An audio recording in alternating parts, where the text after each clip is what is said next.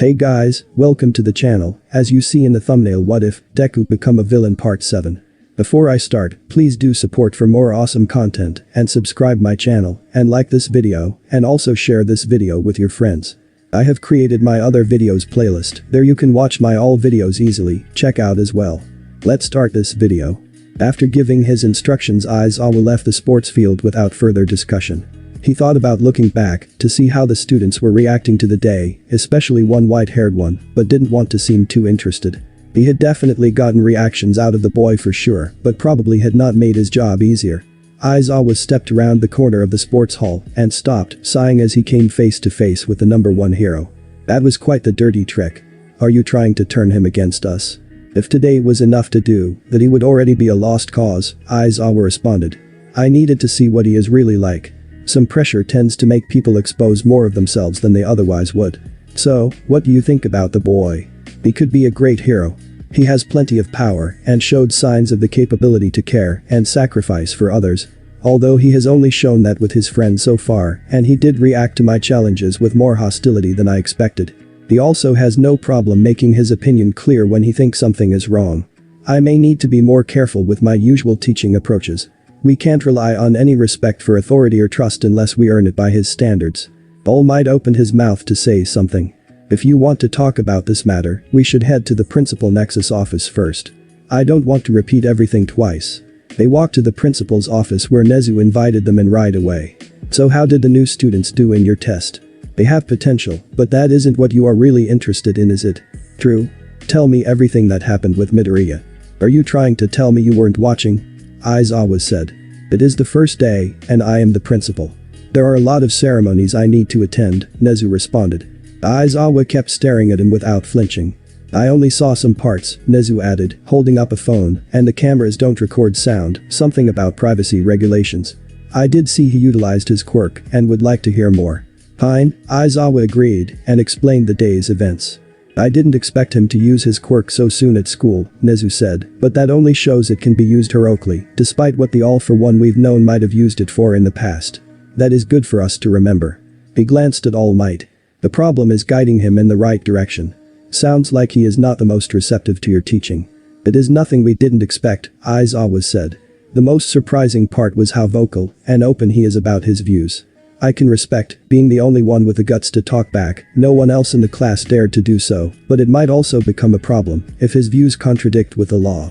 He could be a vigilante just as easily as a hero or a villain, especially since he seems to be more interested in his friends becoming heroes than himself. That would still be a possible path towards becoming a second all-for-one, All Might added. Especially if his experiences make him feel the society should change as he wants. Have you considered that maybe it should? Izuku said. Just because things are as they are, let you become famous and successful doesn't mean it is good for everyone. All Might fell silent, looking at Izuku, who rubbed his neck and sighed. You should spend more time in dark alleys, poor parts of town, with people who aren't pro-heroes or just away from cameras. Even if that was the case, you don't seem to understand the threat he could pose with that quirk if he went down the wrong path, whatever his reasons were, All Might said. The kid is a walking national crisis, one wrong choice away from happening. Izuku tilted his head to look at All Might, his eyes glowing red. If he or any student ever hears you talking like that about a student as a teacher of this school, I will erase your quirk in front of the class and drag you out of this school myself. Now, Nezu said. Let's not start a fight between teachers. Izuku is right though. We need to teach and treat him like any other student and try to address anything that might make him veer off the right path. Speaking of which, there seemed to be some conflict. Let's talk about Katsuki Bakugo, shall we? Frankly speaking, I expected Midoriya to be the problem child I would need to worry about the most, but Bakugo has me concerned by his actions, not his quirk, Izuku said, glancing at All Might. There is clearly a history between him and Midoriya, so I don't yet know the full background of his behavior, but if it doesn't change for the better, there is a high chance I will have to expel him. As things are, teaching him combat skills, and especially allowing him to have a license to use his quirk freely would be irresponsible. I am concerned at how you described his interactions with Midoriya and saw what he almost did to Shinso, Nezu said. Even considering Shinso's previous actions, I have to consider the expulsion option. Not yet, Izuku said, getting surprised looks from both Nezu and All Might. He does not have the attitude to become a hero. If anything, his personality could lead him down a dark path which would be especially dangerous considering his quirk's capacity for violence. But if no one has corrected his behavior before, I doubt anyone will if UA cannot. We should at least try to correct his behavior first. Even if he gets expelled, at the bare minimum he should understand his own fault in that. If we expel him now, he certainly won't change. If you are talking against expelling a problem student, then I have to agree if you think you can guide both of them. I didn't become a hero, or a teacher, to have an easy job, Izuku responded. I still need to learn more about them though. Knowing their quirks and physical ability won't help with dealing with these issues, especially since Midoriya seems to have a chip on his shoulder about that. I am sure you learn what needs to be learned. All Might's lesson tomorrow might prove to be informative. Or counterproductive, Izuku added. Like today? Nezu asked. I don't think Midoriya, at least, is any more trusting now than in the morning. Perhaps, but putting people under pressure is the best way to see who they really are. Midoriya said, and did a lot that he would not have otherwise. Also, I still have a whole class to teach, not just him. My teaching style is a demanding one, and I cannot give differential treatment, Izuku answered. He turned around, meeting All Might's eyes. Remember that. Izuku stepped out of the black mist into the training room. Father was already there. Izuku, how did your first day of school go? He asked. The teacher thought it was a good idea to start the year with lies and threats. At least our classmates don't seem to be all bad, just some, and they put Bakugo in the same class. That Izuku squeezed his hands into fists. He tried to attack Tashi. And what did the teacher do? His father asked. He stopped Bakugo from using his quirk. I guess I was lucky to get Eraserhead as a teacher, but he did nothing else, just continued the stupid fitness test, quirk apprehension test. I know Bakugo's explosions, and he was really angry. He might have seriously injured Tashi if not worse. Stealing his quirk and letting Tamura dust the body is still an option. Dad, no, people at UA are already suspicious of me if something happens to Bakugo. True, good thinking. Always thinking a step ahead. And you already knew I was going to say that. True, but I wanted to see how you would say it. At least some people in the class seem decent, definitely better than my old class at Aldera so far. No one was as bad as Bakugo at least, except Bakugo. I can deal with them as long as Tenya and Tashi are there. Thus do not let your guard down. You have been careless with your words too many times before already. Some of them might be decent to you when they think you are just another kid wanting to be a hero, but if they found out about who you really are they will come after you, no matter what you do. I know, Izuku sighed. They stood there in silence for a moment. So, his father spoke first. You mentioned your teacher is Eraserhead. What do you think about him? Izuku looked to the side, thinking what to say. I thought he might understand at least some of the problems of the society, since his quirk isn't physical or flashy. He also works mainly underground, so he isn't a hero for fame, but he's far from a good teacher, and well, it is hard to say since most of what I thought about him was because of the tests that he lied about. Lied, you say? His father asked. Izuku explained to him what had happened during the school day. It was impossible to say what his father was thinking behind the black helmet. Izuku was just finishing when his father raised his hand and launched an air blast at Izuku, who barely avoided it. Dad, he whined and jumped to the side to dodge another blast. You need to keep your guard up at all times. That does not only apply for physical attacks, but also to what people say or do. Always assume people might be lying, consider the situation, and what you need to do if what is told to you turns out to be a lie. I know, but I had to assume it was true. Right. Did you learn anything other than the unreliability of heroes? Was All Might around perhaps? No, I didn't see him all day, but the actual hero training begins tomorrow, and he is listed as our teacher in hero studies. Izuku waved papers in his hand with a syllabus and other school-related papers. So, it is only a matter of time. How about the quirk copier? If he got in, I don't think he would be in my class. I didn't see anyone doing something like that. It should have come up the latest, when I used my all for one. Perhaps, but there are still other classes he might be in. Keep your ears open. Did any of your other classmates have interesting quirks? Izuku pulled a notebook from under the other papers and held it open. Every one of his classmates had a full 2-page opening reserved for them, though Izuku had only scribbled down some observations for most of them. Creation can be unbelievably useful almost anywhere. Hardening is simple, but very practical for physical battle, especially since it seems to enhance strength too, and Kirishima seemed to be a pretty decent person. Also, I think one of my classmates is Endeavor's son with an ice quirk, and I have heard he is supposed to have fire too. Those seem the most interesting so far. Yes, most certainly. Dad, if you steal any of their quirks the heroes are going to come after me. Father didn't actually respond to that, and his face was still covered, but somehow Izuku still felt like the man was pouting like a kid who didn't get the toy he wanted. A moment later his father got back from his thoughts.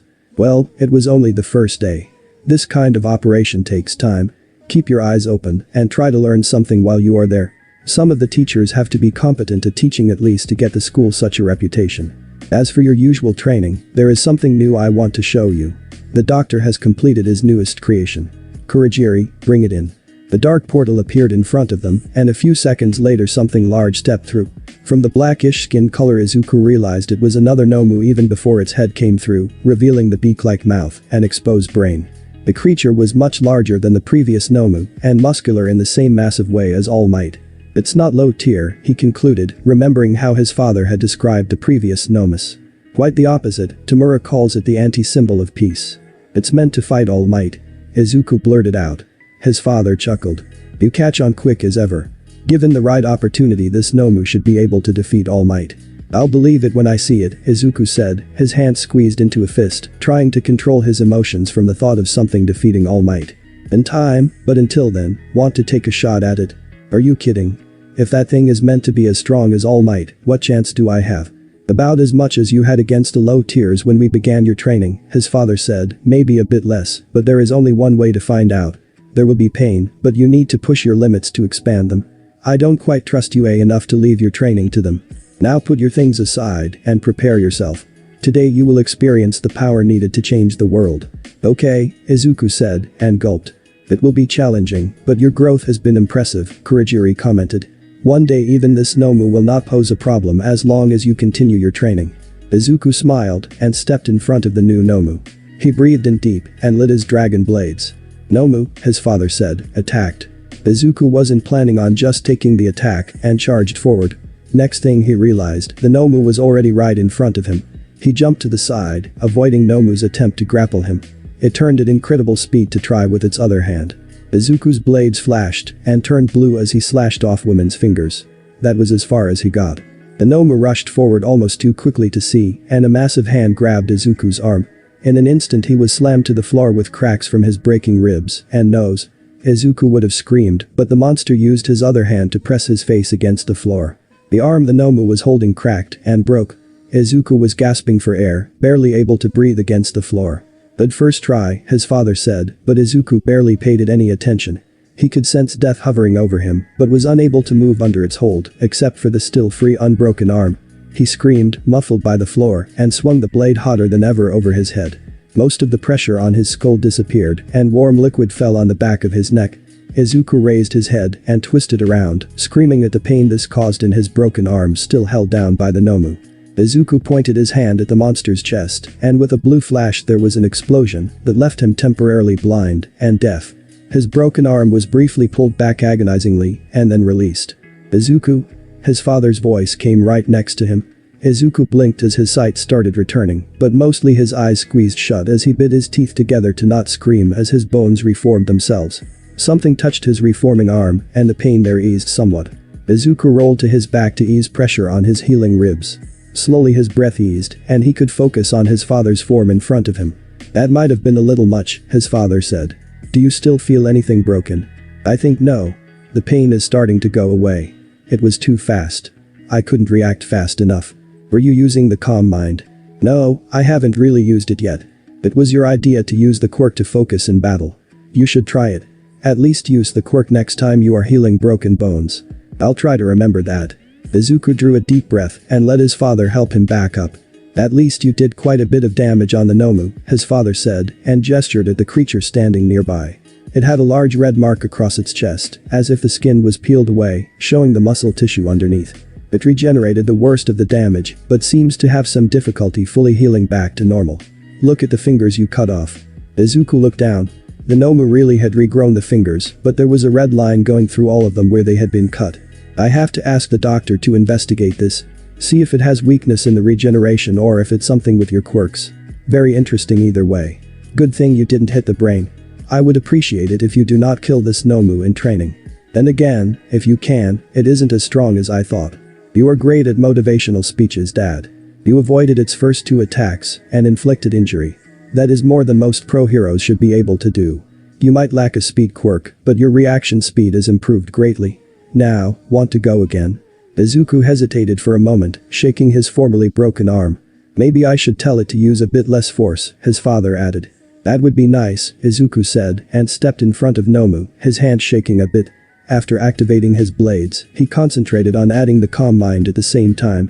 His hand stopped shaking, and the previous ordeal disappeared from his mind.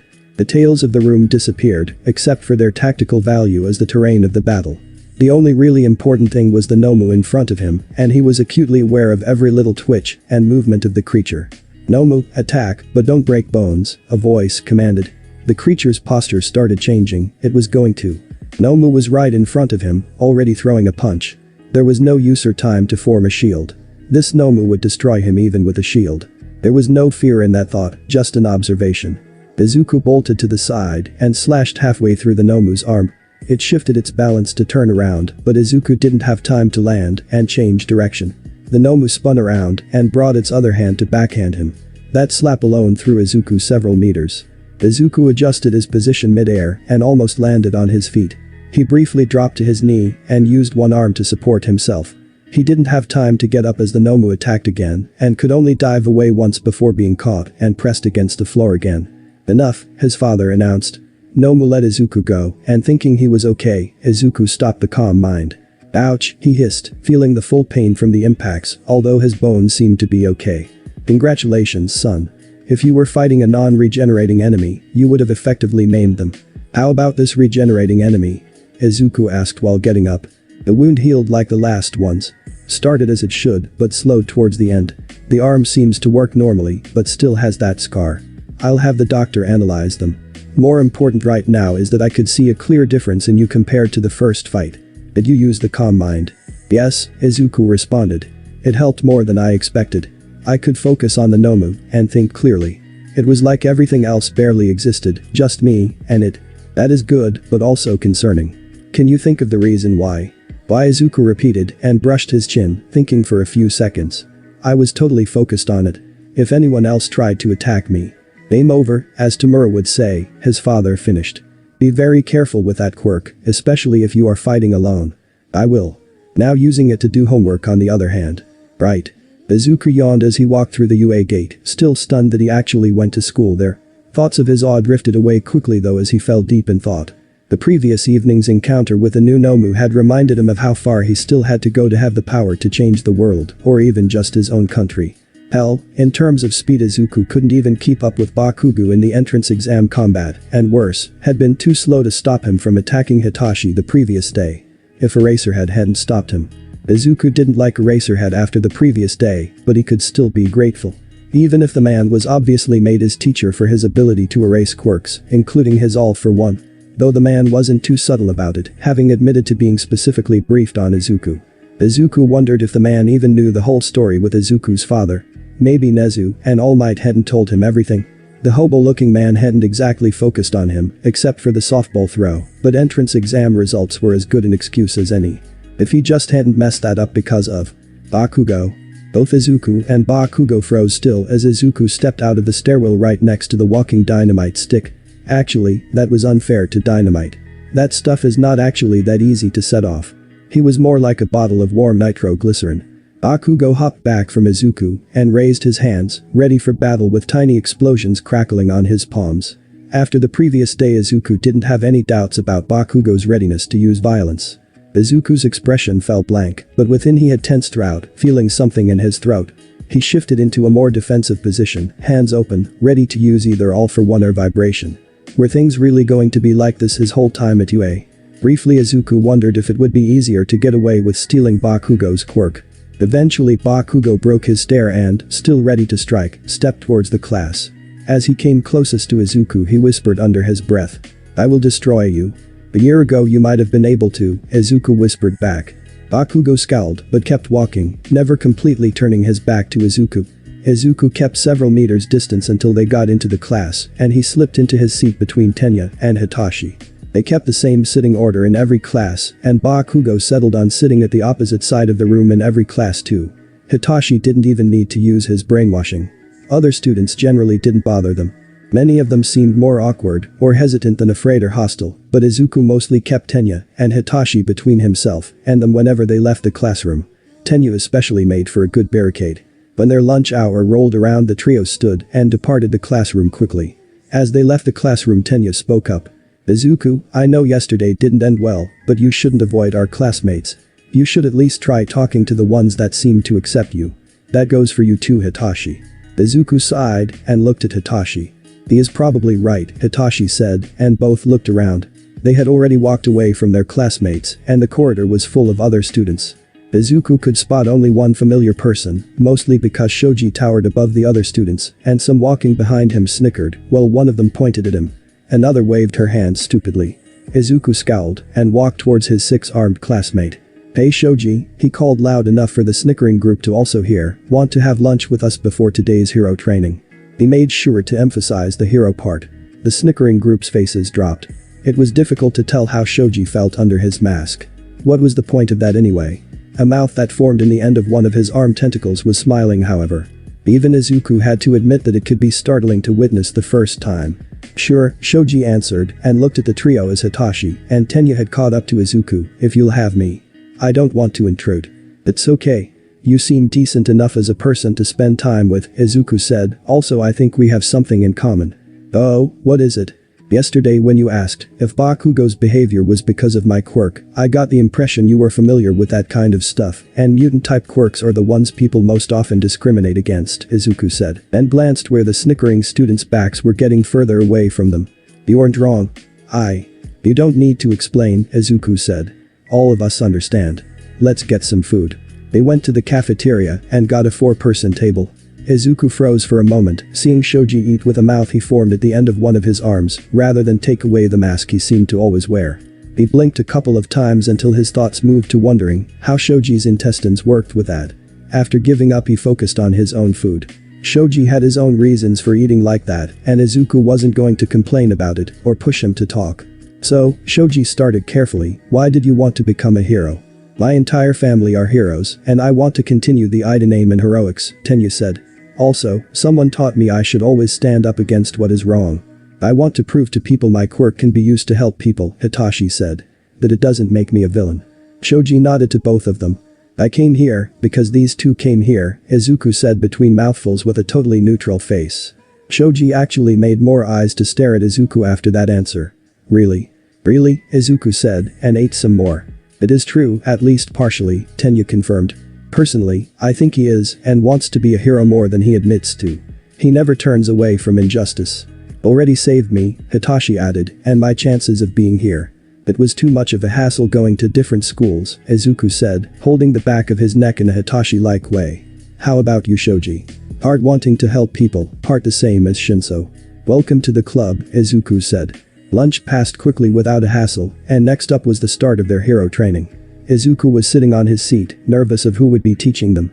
Aizawa he could handle, unless the man was going for some stupid deception or other stupid ideas, but All Might taught at UA now. Chatter in the room revealed that others were wondering the same question, though with more excitement. At least Tenya and Hitachi knew better than to talk about the number one hero next to him. "I am." Izuku's blood froze. His mother's corpse laying on the ground flashed in his eyes. His father's eyeless, disfigured face stared at him after years apart. "Here." Coming through the door, like a hero, All Might shouted and came through the door in a stupid pose, leaning forward and hanging from the doorframe. "Ashi," Izuku hissed through his teeth, "really, don't hesitate to use your quirks on me if you have to." Itachi nodded slowly without turning to face Izuku, who was grasping the sides of his desk with all his strength to hold himself back. The rest of the class were too busy gasping and whooping in disbelief to notice his opposite reaction. "I can't believe it's really All Might," the blonde Izuku didn't like said, the other blonde, not Bakugo. "Sweet. He is a teacher. This year is going to be totally awesome," Kirishima declared, so blind to the realities of the hero world. As All Might did a stupid exaggerated walk to the front of the class, some other students commented on his hero costume. All Might stopped next to the teacher's desk and looked around the room. His eyes stopped on Izuku, who was in no mood to play around, and responded with his most murderous stare. The number one hero quickly averted his eyes. "Well, welcome to the most important class of UA High." All Might's signature grin never faltered. The class that only 2 out of 11 students in the school get to attend, Izuku thought. "Think of it as Heroine 101. Here you will learn the basics of being a pro and what it means to fight for the name of good. Depending on what you considered good. Izuku continued to glare as the man was posing again, as if they were there to look at his muscles. He showed a piece of paper or a sign that said a single word, battle. Let's get into it. Today's lesson will pull no punches. Izuku had to look away from the obnoxious man, but that only made him spot Bakugo, whose face was twisted in a dangerous mix of excitement and deranged joy. But one of the keys to being a hero is, All Might continued. Saving people. Izuku thought. Looking good. Yep, it had been too much to hope from the number one hero. Punching things and trying to look good were the two things he had also done a year earlier, when Izuku's mother was lying dead at his feet. All Might continued, unaware of Izuku's objections. These were designed for you based on your quirk registration forms and designs you sent in before school started. The bunch of lockers extended from the opposite wall with numbered suitcases in each of them. That got everyone excited again. After a few more instructions, All Might left the room and the students rushed to find their suits. Itachi turned to face Izuku, who stayed tightly on his seat, breathing heavily. If One for All had not been so resistant to All for One. Izuku's thoughts were interrupted when one of the suitcases was placed on his desk. Tenya handed another one to Hitachi and gave Izuku a concerned look. He glanced back until the last of the other students had left. Are you okay? Yeah, Izuku started. No, Hitachi finished. Izuku slumped. When he spoke next, he spoke quietly. True. I'm not sure if I want to cry because of Mom or attack All Might for her. I would not recommend the second one, you might get expelled, Tenya said. With someone else it would have been a joking remark, but for Tenya it was just his usual strictness and good understanding of Izuku. Izuku smiled, sniffed, and wiped a tear from his eye. Thanks guys, Izuku said and got up. We should go. I don't want to make you late from the training. The duo nodded slowly and they followed their classmates to the dressing rooms and settled near Shoji on the opposite end of the room from Bakugo. Others seemed to have at least partially the same idea, as Bakugo had the most empty space around him in the crowded room. Izuku opened his suitcase, hoping for the best. There wasn't really much that could be done to design a suit for All for One, so his requests had been mostly focused on not hindering his mobility in combat while surviving his use of the Dragon Blade and Hellfire Arrow. Besides that, it was supposed to be plain. Whatever All Might said, the looks were the least important part of being a hero, a real hero, not a showman cashing in on the fame. He pulled out a simple one-piece jumpsuit. At first he wanted to make it black for stealth purposes, but that could have resembled his villain costume too much. White would have worked with his hair, but that would have been a blatant opposite of his black suit, and Kurogiri had been strictly opposed to the color. The Nomu had just finished doing laundry for his white shirts that day. In the end, Izuku had picked his second favorite color and had the jumpsuit made dark green.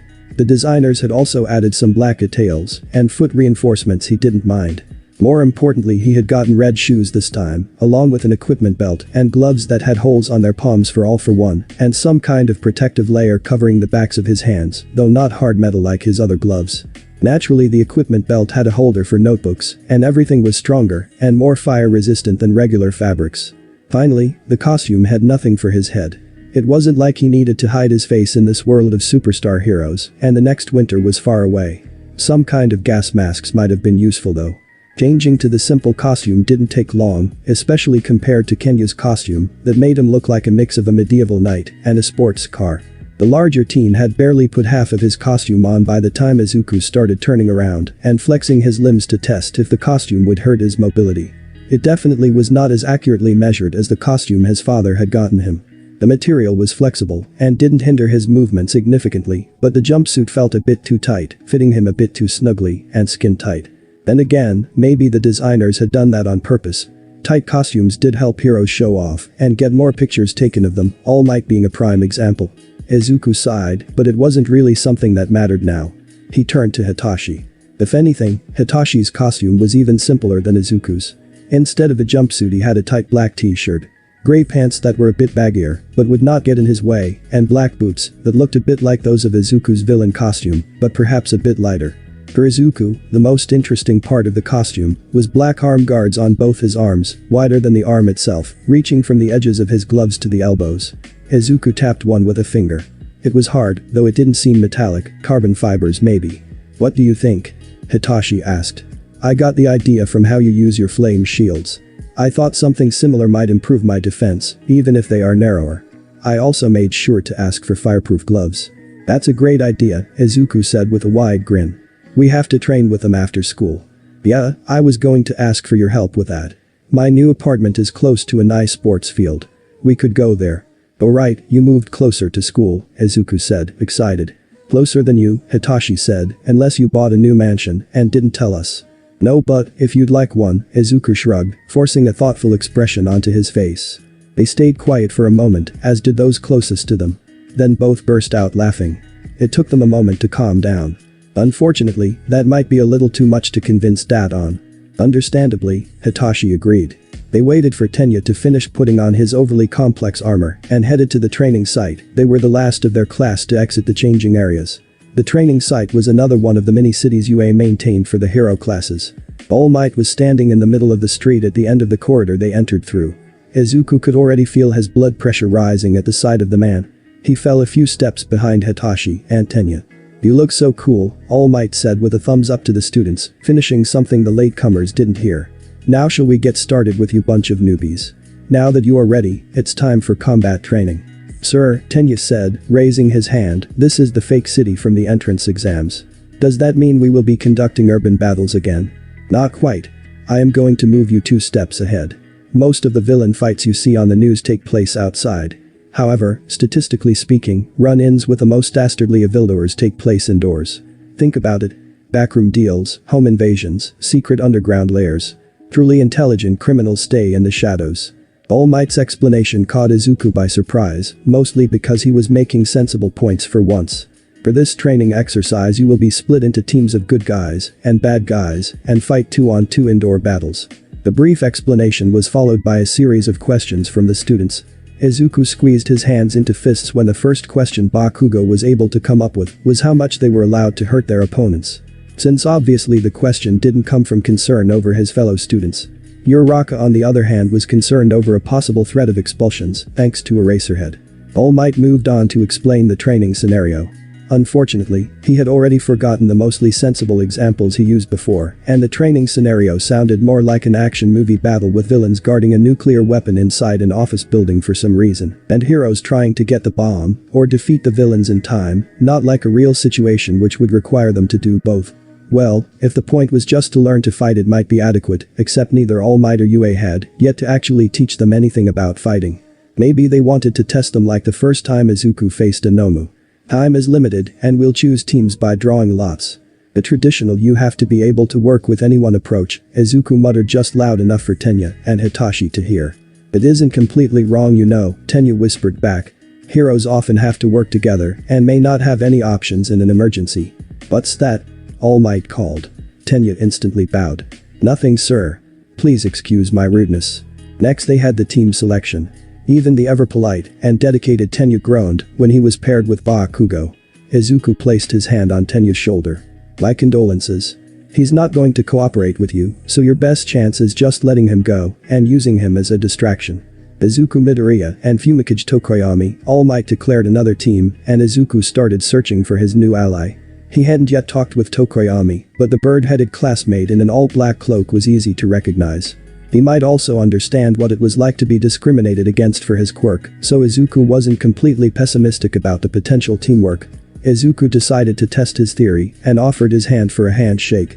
Tokoyami reacted slowly, but still did respond in kind. Izuku was just about to grab his hand when a dark, distinctly bird-shaped mass emerged from within Tokoyami and blocked Izuku from approaching.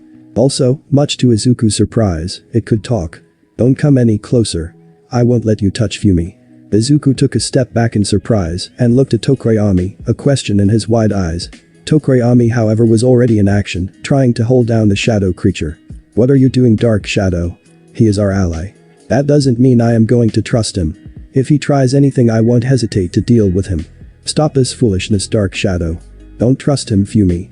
The quirk has the right idea, Bakugo commented from nearby. Is there something wrong? All Might asked. I am sorry, Tokoyami said. Dark Shadow is acting out.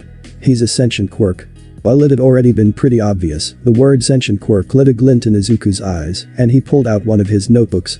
He barely noticed All Might speaking, which was no low bar. That is quite rare. Can you participate in the training? All Might asked. Yes. This isn't too unusual. Dark Shadow asked, shocked. Izuku felt as if it was glaring at him. Yes, Tokoyami said more forcefully. Now go back inside until we start. Don't let him touch you, the quirk said just before it disappeared into Tokuyami's body. All Might looked at him for a moment, glancing at Izuku several times, nodded, and went back to randomly choosing teams. Tokuyami turned back to Izuku only to meet an intense stare over an open notebook and rapidly moving pen. How far can her reach from you? What if you disagree on something? Izuku. Izuku jumped at the booming voice. It echoed in his head, but felt like Hitachi was screaming next to both his ears with a voice amplifier. He responded reflexively and fell under the brainwashing. It didn't last long as Hitachi came to him and flicked his forehead with a finger, breaking the brainwashing. This quirk already doesn't seem to like you. Try not to agitate him by pushing too much, Hitachi advised. You're right. Sorry, Tokuyami. I got too excited. I should be the one apologizing. Dark Shadow has his own opinions on people, but he has never been so hostile to someone new before. I hope you will still fight alongside me. If you were acting like Dark Shadow I wouldn't, whatever that brick house says, but so far you seem decent. Tokuyami stared at him, not commenting anything until Hitachi spoke to him. Don't let him scare you. He can be the best friend you ever hoped for if you earn it, and the bar isn't as high as he makes it seem. Hitachi went to find his teammate for the exercise, and All Might, having finished making the teams, went on to selecting who was fighting who. I declare the first teams to fight will be. All Might plunged his hands in the boxes with marked balls and pulled 2 out. These guys. Team A will be the heroes. Team D will be the villains. Everyone else can head to the monitoring room to watch. Izuku barely listened to the last sentences. He and Tokuyami were Team A, and Team D was. He turned to look at Tenya and Bakugo, who was sending a murderous glare at him, while explosions sparked on the thick gloves of his new costume. The thing even had gauntlets that looked like large grenades. Actually, there was nothing surprising there. The real question was, what was their purpose? Even in all his cockiness, Bakugo wasn't stupid enough to slow himself down with useless wrist weights. Izuku blinked, realizing he was going to battle with Bakugo, and he was calmly evaluating his longtime enemy's clothes. He looked down at his hand. He wasn't shaking, not in the least bit. Actually, going up against Bakugo didn't feel any different than starting his regular daily training, though of course those tended to include nomas. Bakugo was going to be in for a surprise. Things were going to be different than in the past. All Might handed everyone earpieces to communicate with and sent the villains inside the building while Izuku and Tokuyami waited to enter. So, you know both our opponents. What shall we expect from them? Tokuyami asked. Izuku brushed his chin, thinking. Bakugo will leave Tenya behind and come after me. He won't care about you or the training scenario, and both of them know that. Tenya is more difficult to predict. I think he will probably stay near the bomb after Bakugo leaves, but I did suggest he could use that as a distraction, so there is a chance he might surprise us while we are focused on Bakugo. I don't know how fast Dark Shadow is, but if he can circle around you for all-around protection, that is probably your best chance to stop a surprise attack. Our options are to either fight Bakugo together or split up when he comes for me. You could use that time to find the bomb, and we could meet again to attack together if you can't get past Tenya. I recommend we split up. That only works if you can beat Bakugo. I have to beat him, and not for the exercise. Izuku stared forward with a rare level of determination. I can see you are on a quest you must complete alone. I shall find the bomb, while you exact the justice you seek. Izuku looked at his teammate, not saying a word. I too find him quite annoying, and heard what you said about him yesterday, Tokuyami added. Show him the terror of the darkness he has inflicted on you. Izuku smiled. I will. They spent the remaining time going through the building floor plans and mentally marking the best router for faster movement and evasion. All right. All Might's voice boomed from hidden speakers. Considering the time it would take for him to come from the monitoring room, there would be essentially no teacher interruption if Bakugo decided to go too far, or Izuku for that matter. Let's begin the indoor combat training. Team A and Team D, your time starts now. Trying to avoid the most obvious paths, Izuku and Tokuyami climbed in through a window and started quietly proceeding through the building with Izuku leading the way. His hands twitched, ready to strike, be it by cutting with flaming blade or tearing away the quirk of his opponent. One moment they were approaching a crossing of corridors. The next, with no warning, Bakugo flew around the corner and launched a large explosion at them. Izuku reacted in a split second, both jumping out of the way and pushing Tokuyami away at the same time. Izuku managed to stay on his feet after the impact and an explosive shockwave, but Tokuyami fell on Dark Shadow, who appeared to catch him. Hey, watch it. The shadow creature shouted. Didn't I tell? Bakugo charged at Izuku. If he hadn't changed too much during the past year, his first move was going to be. Bakugo charged at Izuku, and with a scream, swung his right arm and a big right hook, just like he always started a fight. Izuku was ready for it, and caught his arm, spun around, and threw Bakugo on his back on the floor. Bind him, Dark Shadow. No. What? Cease this foolishness, and help Midoriya. Not going anywhere close to that guy.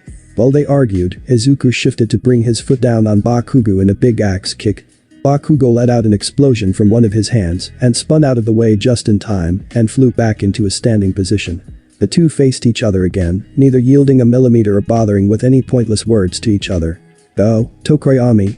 Izuku shouted. Bakugo took advantage of the distraction, propelled himself at Izuku with explosions, and sunk his foot into Izuku's stomach. The impact felt like he was hit by a car and wasn't sure if it tore something inside his guts. The pain was certainly strong enough. They both flew several meters down the corridor from the impact before Bakugo halted his own momentum with small explosions and let Izuku crash on the floor in front of him. Still reeling from the impact, Izuku took advantage of his remaining momentum and managed a backflip to get back on his feet. That caught Bakugo off guard as he was charging again, expecting to attack someone already on the floor and not a fist heading for his chin. Part of Izuku wanted to activate the Dragon Blade at that moment and be done with all of this, forever, but punching Bakugo hard enough to knock him back was satisfying regardless. Unsurprisingly, it wasn't enough to knock out the exploding boy. Izuku had figured out long ago that Bakugo's quirk had to have some level of hidden durability enhancement or shock resistance to not maim or kill himself every time he set off explosions. Bakugo released explosions from one of his hands to spin around and hit Izuku with his grenade gauntlet. Izuku held back a yelp. He wasn't going to show weakness now, and Nomus could hit even harder, at least a new one. Bakugo tried to follow up with an explosive punch, but even he wasn't as fast as Izuku's father's air blasts. Izuku twisted out of the way, grabbed the extended arm, and tried to throw Bakugo on the ground again. Of course, it wasn't that easy. This time Bakugo was ready, and the fight degraded into a mix of wrestling and punching on the floor where both were hammering each other. Izuku could feel something breaking and healing when Bakugo punched him in the face, but being on top for the moment Izuku could deliver equal responses as blood splatter from both stained the floor. "Enough," Bakugo screamed. "Die." Realizing what was coming, Izuku barely had time to bring both his arm in front of his face and light dragon blades in the shape of shields, as dense as he could make them. He leaned back to not take the explosion head on, but the shockwaves still threw him off Bakugo and left him groaning on his back on the floor. Steps and heavy breathing approached Izuku, who briefly squeezed his eyes shut to fake more incapacitating pain than he was actually experiencing. There was pain, plenty of it, but he had had his arms broken too many times to let this shock him out of the battle. Without changing his expression, he drew on the calm mind to ignore even that as he only focused on his enemy with every other sense. The heavy breathing was right above him. He could even tell roughly where Bakugo's head was from the sound of his breathing. The consistent breathing was interrupted by a huff laced with the arrogance of an overconfident person thinking he had won. New steps and feet dragging against the floor revealed Bakugo turning around. "You were never going to beat me. Even with a villain quirk you're just useless to Kuu." But the single quick motion Izuku had swiped Bakugo's feet from under him. Bakugo caught himself with his hands and used explosions to push against the ground and return to his feet, but it was already too late.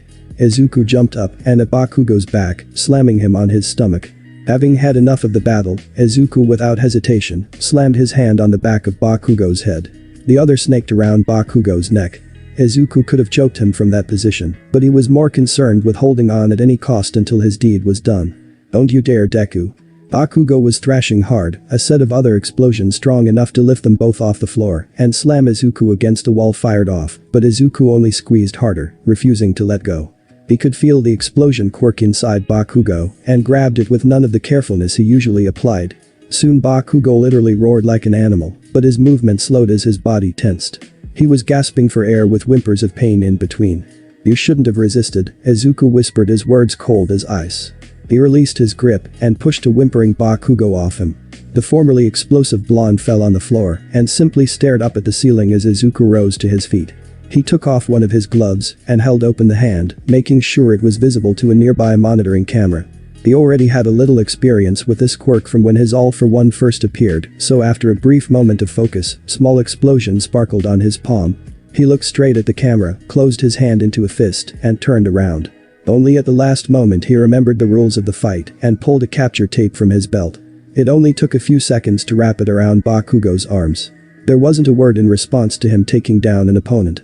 Considering All Might's taste for theatrics and unnecessarily loud shouting, he was either smart enough to not give away intel to the training students, or the man was having flashbacks to his previous meetings with Izuku's father.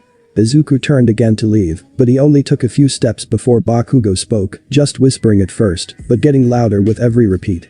Give it back. Give it back. Give it back. Give it back. Give it back. Give it back.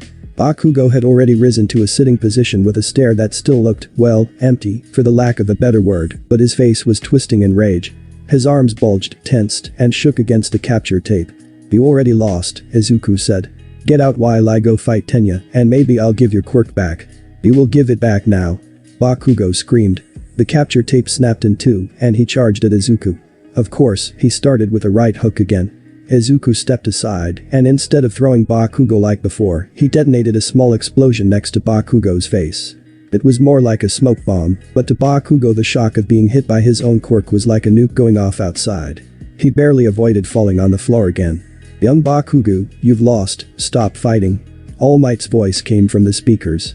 Neither of them cared. I will kill you. You didn't even beat me with your quirk, that is supposedly so great.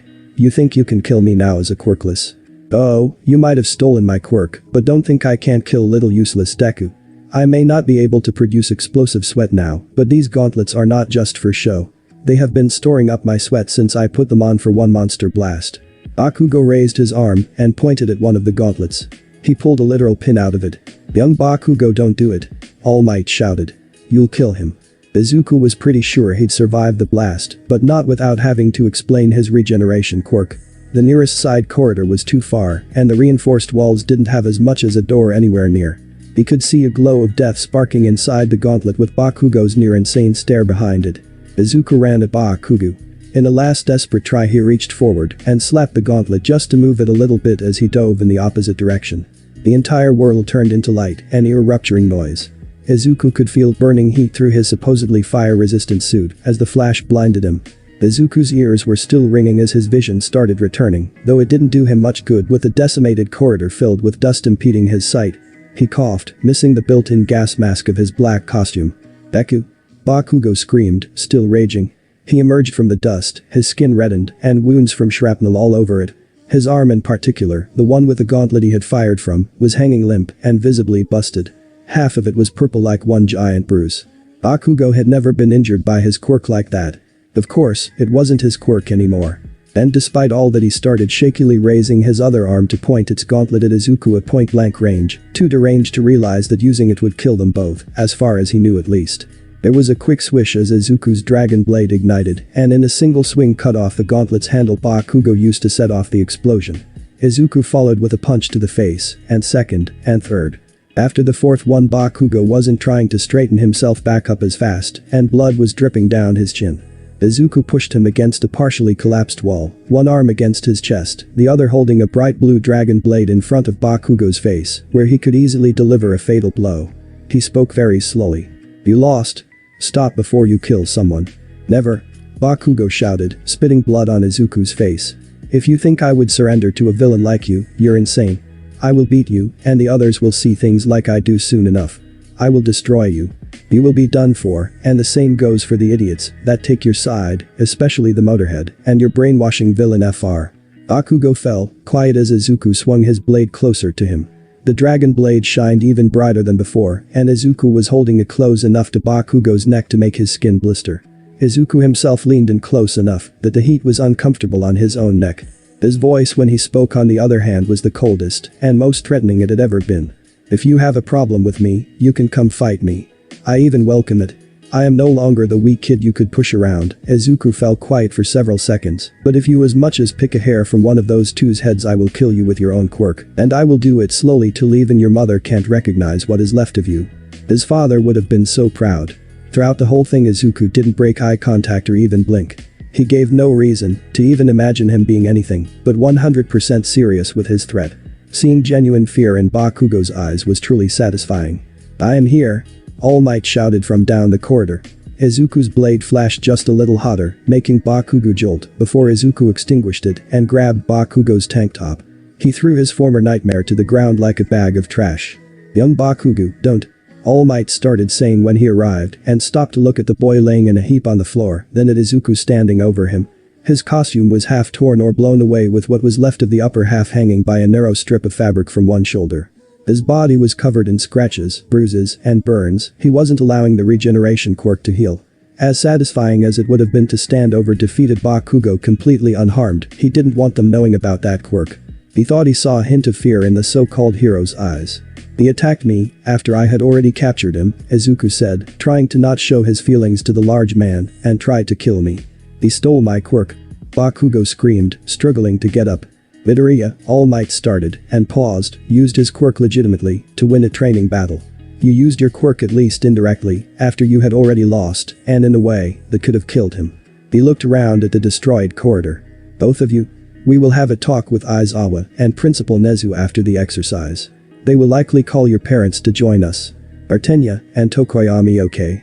Izuku asked, paying no attention to the Almighty who was lifting Bakugo from the floor with surprisingly little resistance. Young Ida is unharmed. I told him to remain where he is while the training is halted. Tokoyami was not harmed by the explosion, but returned to the area we lost cameras on. I'm here, Tokoyami called from the opposite end of the corridor. I came back to look for Midoriya after that explosion. He got a thumbs up from All Might. Excellent work considering your teammate. Young Midoriya, how are you feeling? Can you continue? Yes. Are you sure? After such impacts you could have injuries that aren't visible. Are you feeling okay? No nausea or lightheadedness? No, Izuku said, and turned his back to the man. Are you going to end the training or continue it? I don't feel like just standing here. Considering the three of you can still fight, I see no reason to stop the training, but you need to stay away from the damaged area. Wait on this floor until I have evacuated Bakugo. I will announce when the training continues. Also, take my earpiece, Midoriya. Yours seems to have broken. Izuku took the offered device after confirming his wasn't even in his ear anymore, and followed All Might away from the devastated corridor, while the man carried Bakugo, who began screaming murder again at the thought of being taken away from the one holding his quirk. For the first time Izuku took a good look at the damage. Him slapping Bakugo's gauntlet had redirected the explosion slightly to the side, carving an expanding scar on the corridor wall, before busting all the way through the side and ending walls into adjacent rooms that seemed quite wrecked. What kind of person would give someone so deranged such a deadly weapon? He waited in a different corridor with Tokoyami for All Might to restart the training. Izuku focused on his breathing and on calming down from the roller coaster of emotion that was his previous fight. He still couldn't help but notice Tokoyami making nervous glances at him. Izuku turned toward him. Is everything Aoi? The black mass of dark shadow emerged from Tokoyami's body. Not a step closer, villain, or you'll wish the boom boy was back here. Izuku sighed, too tired from fighting Bakugo to deal with Ascension Quirk's antics. What is it that makes you act so hostile with me? From how Tokoyami talked about it, you don't act like this usually. No, he doesn't, Tokoyami said. I don't understand why. Has he ever called people villains? Izuku asked, brushing his chin. No, only once when he caught a purse snatcher when I was younger. Because that guy was bad news, just like this one, Dark Shadow insisted. So, he probably has a problem with my quirk, like most people. Can't say I'm surprised. Izuku held up his bare hand and let small explosions sparkle on it for Tokoyami to see. I wonder how the rest of the class is going to take this. I don't care what they think, Dark Shadow interrupted. You will not take me from Fumi. Izuku blinked. Is that what this is about? You think I am going to use my quirk to take you away? Didn't you just take someone else's quirk away? Yeah, but he was my enemy and his quirk isn't sentient. Just because I can do something doesn't mean I will, and I can't think of anything stupider than stealing a sentient quirk. Yeah, that's what you say. You don't need to trust me, Izuku corrected, just think. You seem capable of thinking, right? You aren't just some extension of Tokoyami's body he can control at will. You have your own personality, obviously. That doesn't mean I'm not part of him, and I like it that way. I know. I have read that sentient quirks are very attached to whoever has them, and if Tokoyami can't fully control you, that would apply to me too, if I took you from him. You believe it would? I would tear you apart, rather than let that happen. And since we both know that, why do you think I would risk trying to steal you from Tokoyami? Well, you might. It would be really stupid of me.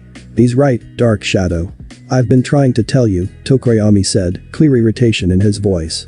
Even if he was a fellow creature of the night. Creature of the night? Izuku asked cautiously. I do not mean it negatively, Tokoyami said quickly. People often misunderstand my interests in dark themes or expressions. I see, Izuku said. Dark Shadow, I am not going to take you from Tokoyami, but if we can't work together, he'll look bad in the training. The black quirk creature stared at him for a long moment and then huffed. I will cooperate, but don't think I'm not keeping an eye on you. Izuku rolled his eyes, but didn't comment more on the suspicious quirk. Everyone ready? All Might sound echoed through the building. The training battle recommences now. Okay, Izuku said. You lead the way. You have more time to investigate the building, and Dark Shadow can scout ahead. You want me to get further away from Fumi? The quirk asked with obvious suspicion. Dark Shadow, Tokoyami commanded. Fine. The quirk stretched ahead of them as they got to the nearest stairwell and started climbing. They proceeded floor by floor just quick enough to peek into every room, with Dark Shadow doing most of the peeking. What do you think Ida is going to do now? Tokoyami asked as they ran. The options are the same as before. Either he sticks to the bomb to not leave it alone, or he tries to catch us by surprise with a sudden attack. Normally I'd say Tenya is going to play it safe and guard the bomb, especially since he can't use Bakugo as a distraction anymore, but he is facing 2-on-1 so he might. Dark Shadow peeked in another room and got a face full of armored legs. The shadow creature got launched through the opposite door. Tenya barely stopped his momentum before doing the same. He needed to train that more. At least his difficulty of changing direction gave Izuku enough time to push Tokoyami aside and raise his arms before Tenya came for them. The fiery shields formed over his hands just before a spinning kick hit them. The force shook every bone in Izuku's body and launched him several meters backwards. Tenya turned against Tokoyami, but Dark Shadow was already back and trying to surround Tenya, who jumped out before the quirk could fully encircle him. Izuku took a few seconds to recover from Tenya's attack and then inched closer, looking for an opening. Forgetting he didn't need to watch for any other enemies, he glanced around and into a side corridor they were standing next to. The room Tenya had come from was on that side. Even if he decided to go on offensive, maybe he wouldn't have left too far from the bomb. There wasn't much time left.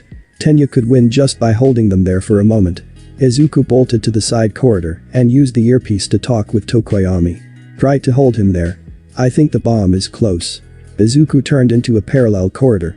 There were multiple doors all closed with no sign of one being more important than another, but considering how far down the corridor Dark Shadow had been when Tenya attacked him, Izuku quickly counted the doors. Either the bomb was in the room where Tenya had attacked from, or the door at the end of the corridor was wide open, hanging from a hinge, and blackened in the middle, like a walking explosives factory had busted it open, too impatient to open the door normally. The fake bomb was even visible through it. Izuku ran towards the broken door with speed accumulated from a year of harsh physical training. Midoriya. Tokoyami shouted in his ear. He's calm.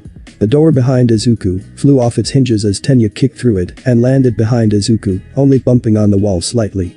Bing. You've improved your braking, Izuku congratulated and kept running. There was no way he could get to the bomb before Tenya caught him, and same went for Tokoyami, except Izuku remembered how Bakugo had propelled himself with explosions in both the entrance exam and the quirk apprehension test. There was some risk, especially while hiding his regeneration ability, but Izuku pointed his arms backwards. He could already hear Tenya's engine sound closing in. It took a bit of focus to adjust how much power he thought he was putting in the explosion. First there was a little spark. Then there was a huge boom and screams as Izuku felt like his arms were trying to tear themselves off. Bakugo really did this for any prolonged distance. By the time the thought reached Izuku's head, he was already through the door, having somehow aimed perfectly. A fraction of a second later, all air escaped his lungs, and the cabinet-sized fake bomb fell on its side from the impact, and Izuku slid down its side.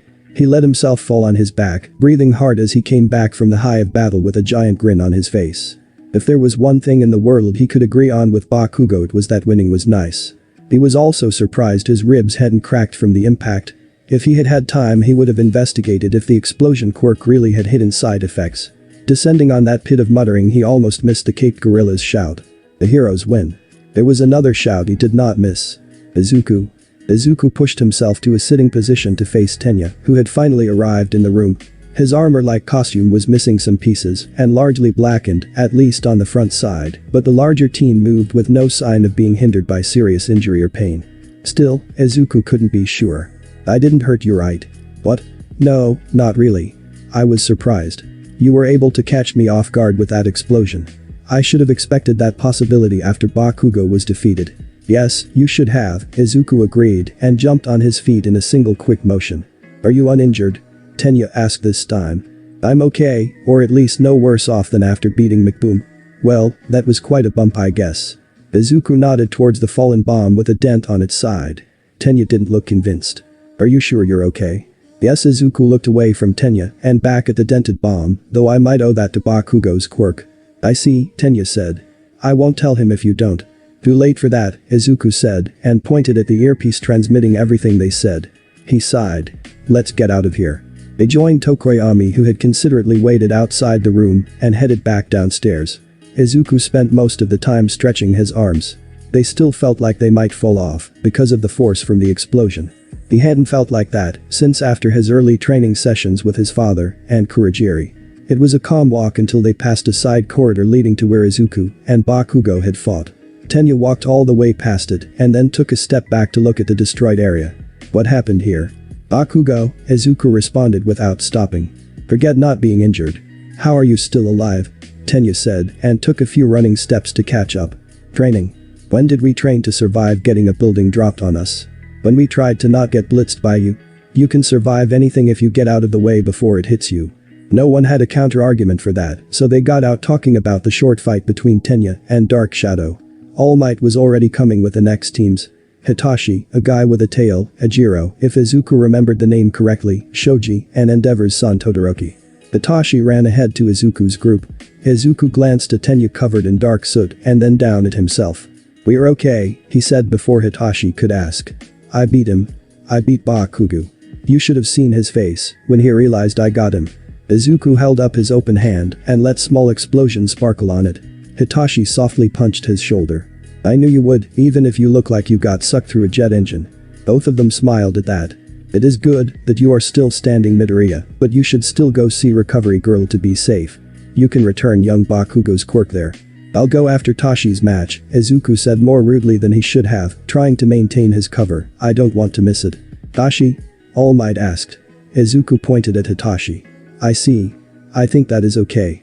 Villain team follows me inside. Heroes wait here. Show them what you got, Izuku told Hitachi with a smile. If you lose, you'll pay for it during our evening training. Hitachi gulped and followed All Might inside. Izuku glanced at his opponents. Even with all their training, Hitachi could hardly win in direct physical combat, but Izuku was confident he would surprise the hero team.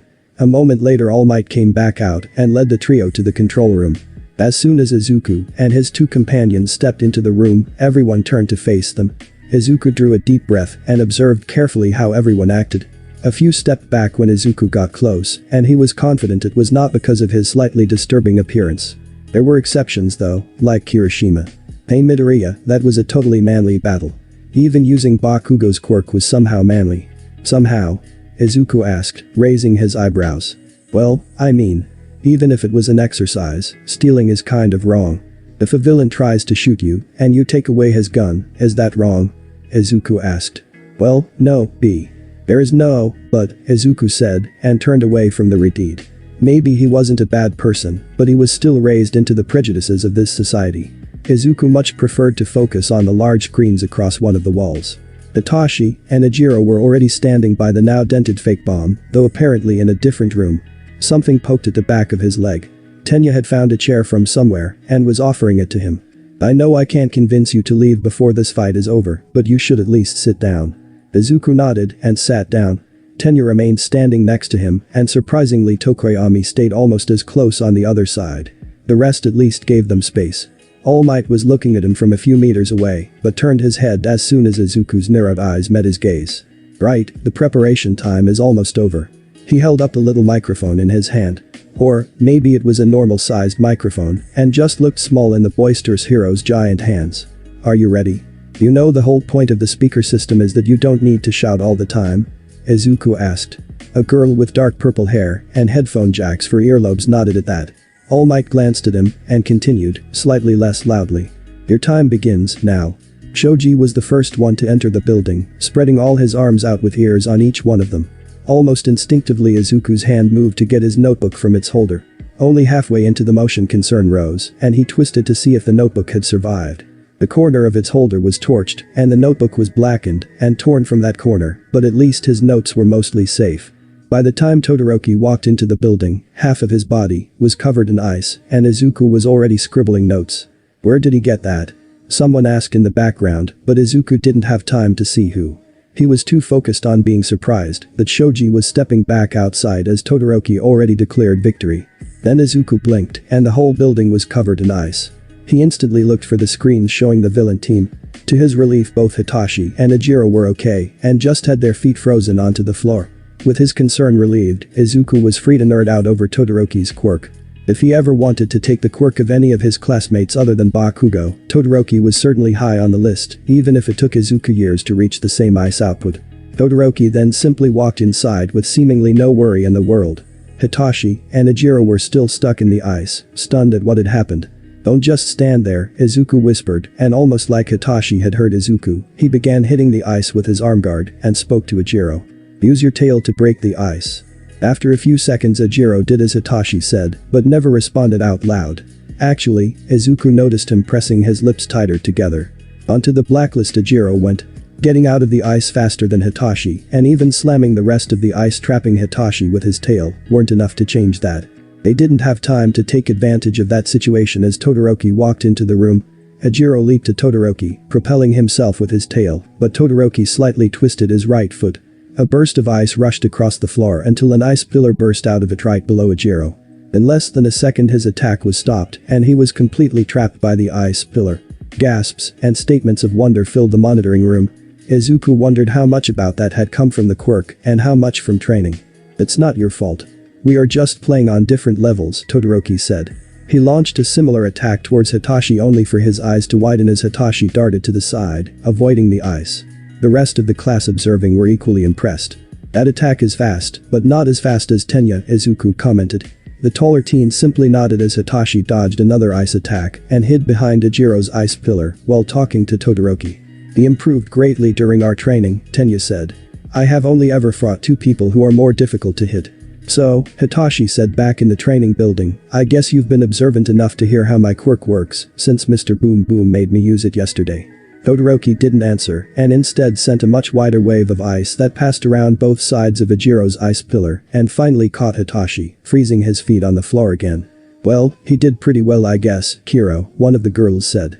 "He's not done yet," Izuku said smiling. Even All Might glanced at him with a question in his eyes, but the fight wasn't over yet and there wasn't time for explanations as Hitachi kept talking. "Izuku might have explained my quirk to half of the class, but did he ever mention my father's quirk?" People in the monitoring room stared at the screen confused. Their feelings were reflected on Todoroki's face, but he had enough self-control to not respond. "Boo." Todoroki jolted and spun around, apparently ready to attack, with a small burst of fire flashing on his left arm, but in the process he forgot to keep his mouth shut.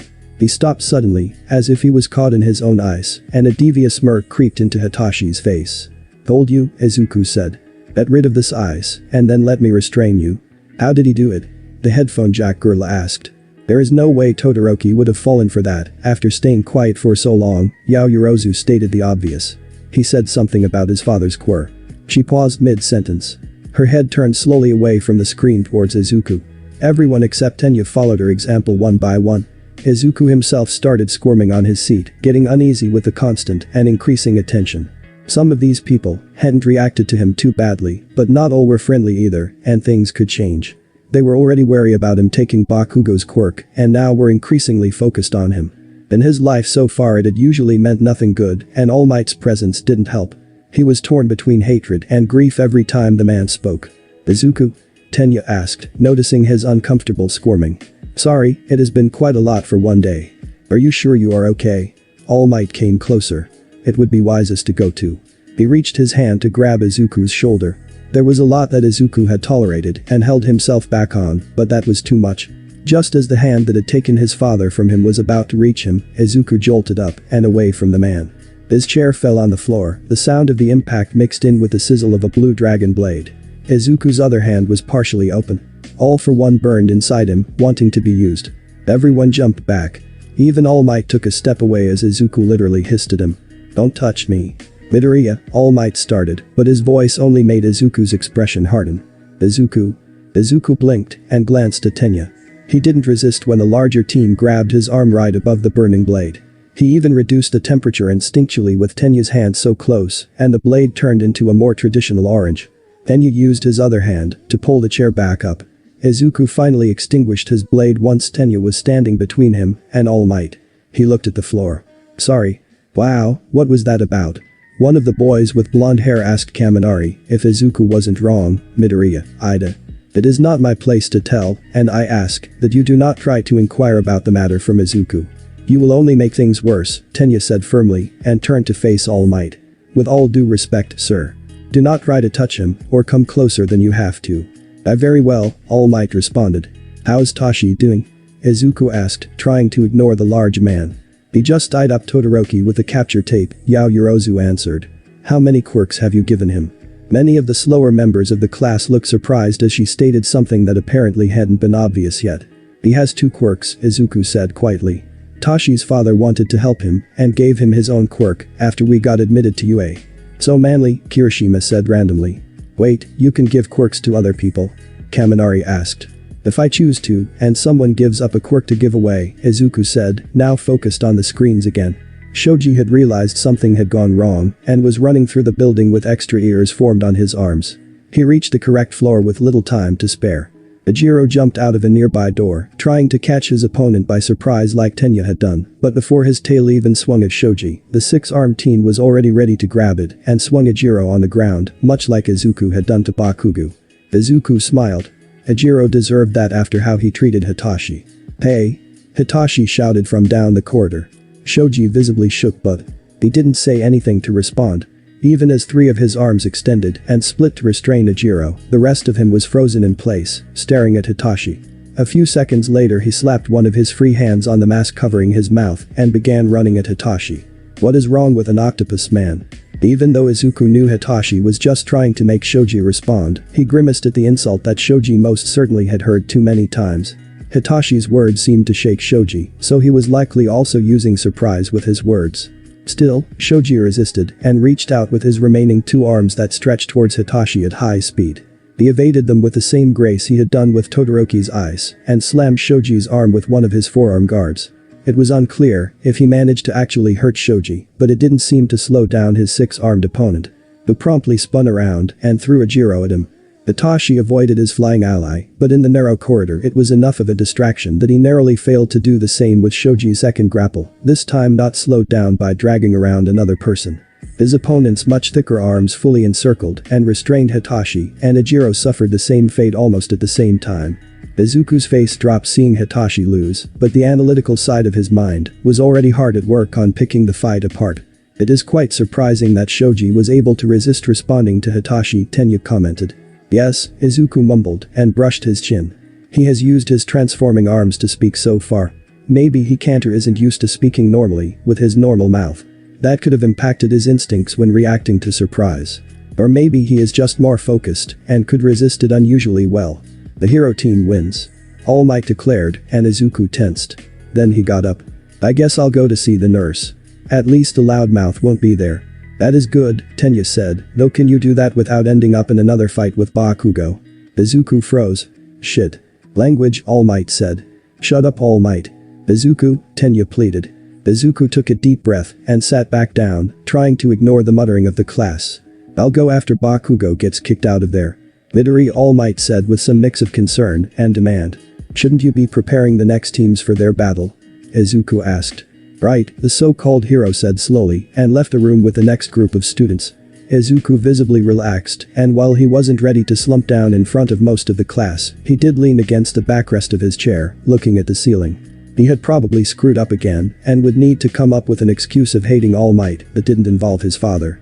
Oh wait. He didn't. The man already represented everything he hated in the society, and then there was Izuku sniffed as the thought of his mother came to his mind. Izuku. Bad memories, Izuku whispered to Tenya. Bakugo and All Might on the same day going to have nightmares tonight. So, a cloak of darkness shadows your life as well? Tokoyami commented. Dark shadow peeked out from behind him without a word. You don't know half of it, Izuku admitted, or perhaps understatedly, and closed his eyes. He was tired and didn't care about the whispered discussions around him. Approaching footsteps and All Might's voice, on the other hand. I can convince him, Hitachi's voice came from the open door. Izuku opened his eyes and leaned even further back to see the door behind him, although upside down. I hope you don't mean with your quirk. If he was in a bad enough condition to justify that, you would not have let him wait, I hope. Izuku looked at Tanaya. Seems I won't have a choice to not see Recovery Girl. Tashi has turned traitor and allied with All Might. That means he is worried for you. Maybe he can come along to brainwash Bakugo if he tries to attack you. No. After all that Bakugo did, I don't want either of you near him. He has gotten even more deranged than before. Then it's good we don't have to, Hitachi commented, having come in while they talked. All Might called Recovery Girl. Apparently, you didn't hurt Bakugo enough since she is already going to transfer him somewhere else and doesn't think he needs more of her treatments right now. Okay, then I'll go, Izuku responded and looked at All Might as he got up. At least it should be less noisy there. He turned back to face his friends. Not sure how long this is going to take, but at least we'll see each other after school for our own training. Both of you lost. Have to fix that.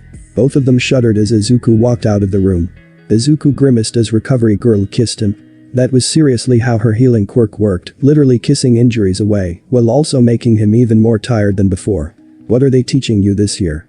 The second day, and I already have 2 patients with hardly any skin left that isn't burned, cut or bruised. There wasn't much our so-called teacher could do from a distant monitoring room, especially when the school does nothing to vet its students before making them battle each other. While I agree with questioning how some of the classes are run around here, not many who manage to enter UA hold such a negative view of it. I didn't come here because I like the school, Izuku said, and everything I have seen so far hasn't exactly changed that. I see. Well, it seems you didn't seriously break anything, but I am a little worried about the hit you took. Concussion or other hidden head trauma are still a possibility. Wouldn't your quirk treat that too? Possibly, but it has limits. You should already feel the stamina drain.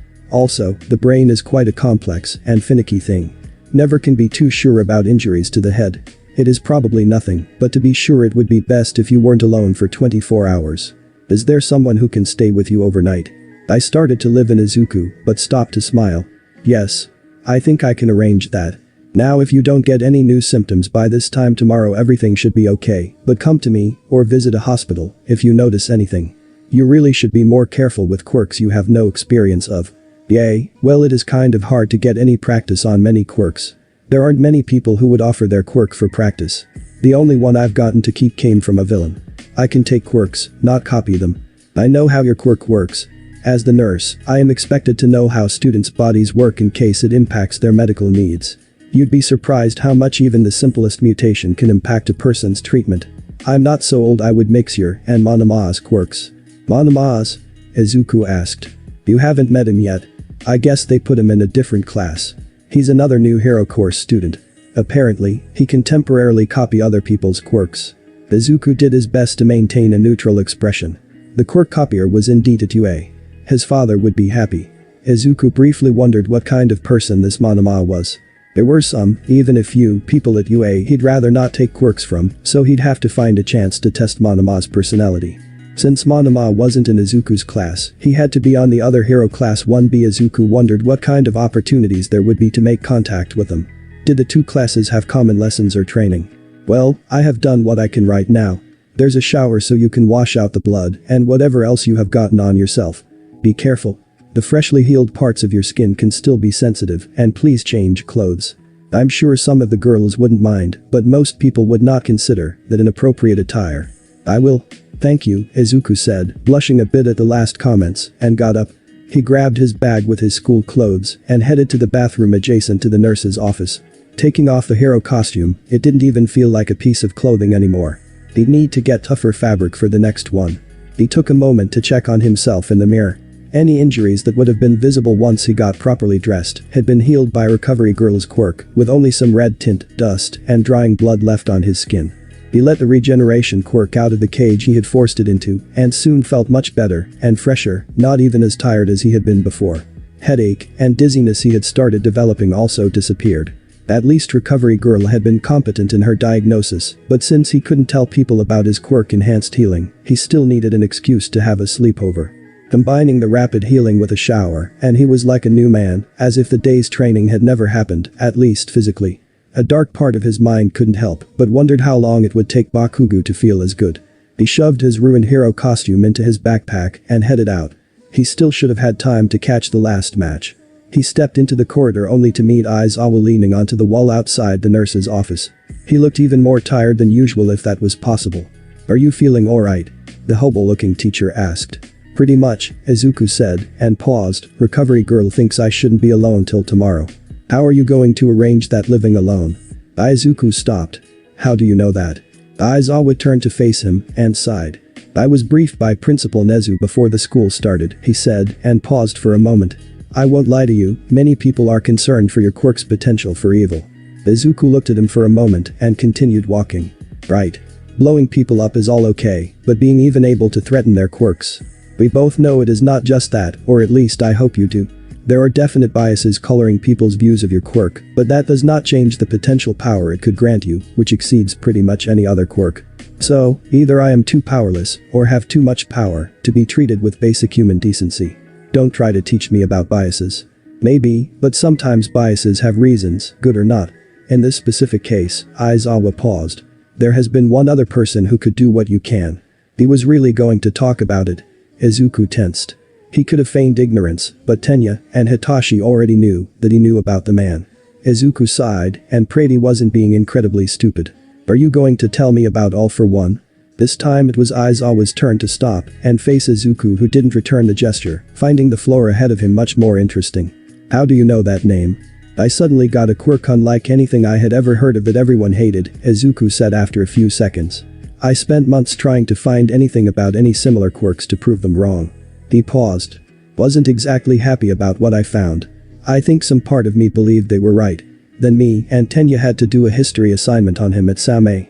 At least by then I had the dragon blade and people didn't know about my real quirk. If they did, it might have been worse than Aldera after that. I see, that was all that Aizawa said. They were quiet for a moment. So, the principal fears I could be another All for One and somehow knows how I live. He and All Might had an investigation on you after you met Nezu last year. They shared the basics with me before the semester started. Sounds like a violation of privacy. Should I call my father's lawyers again? I wouldn't recommend doing that. As registered heroes they have certain investigative authority, and I doubt your father's influence exceeds them. I doubt they want me to know any of this, so why are you telling me? Aizawa put a hand on Izuku's shoulder. Izuku shuddered, but resisted the instinct to react violently like with all might. Aizawa gently pushed him forward. They started walking again. Because I agree with them you could be a dangerous villain, Aizawa said, and Izuku tensed. I simply disagree on the reason. You aren't the first one to suffer for how people view your quirk.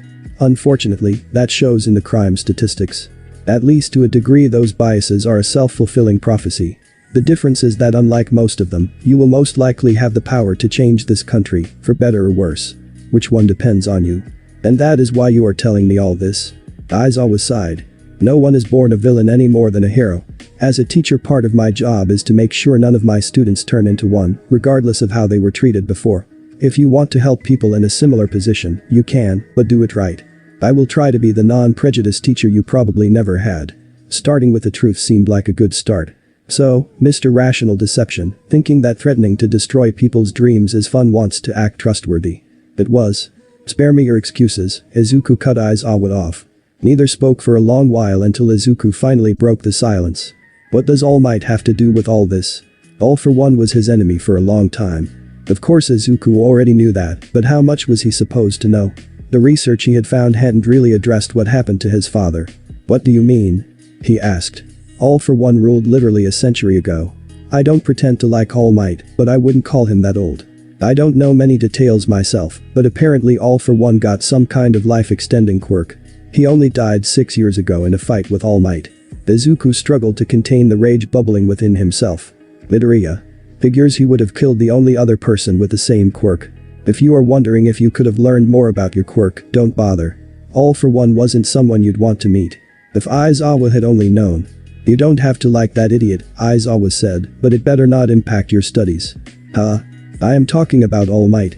It is pretty clear how you felt about him even before that idiot set you and Bakugo against each other during the battle training. The principal let us know about what happened to your mother. Izuku's hand swung up to grab Aizawa's arm on his shoulder, but the pro-hero was faster, and Izuku found his own wrist tightly squeezed. It did nothing to the stare he gave the man. You have not earned the right to talk about her.